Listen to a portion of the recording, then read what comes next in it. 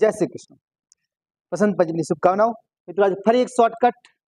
कोई एक परीक्षा में 120 विद्यार्थियों द्वारा मेळवेल गुणनी सरेराश 35 है। जो पास विद्यार्थियों गुणनी सरेराश 39 होय અને નાપાસ વિદ્યાર્થીઓના ગુણની સરેરાશ 15 હોય તો પરીક્ષામાં કુલ પાસ વિદ્યાર્થીઓ કેટલા?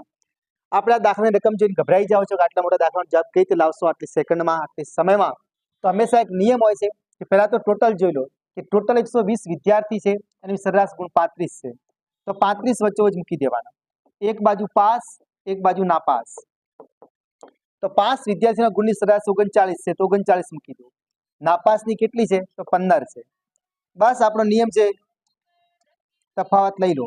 39 मांथी 35 जाए तो 4, 35 मांथी 15 जाए तो 20, 20:4 नो रेशियो आवी गयो। आने लखी शकाय 4 × 50 = 20, आने लखाय 4 × 1 = 4, 4 4 उड़ी जाए छे 5:1, 5:1 पास और नापास नो गुणोत्तर आई जाए।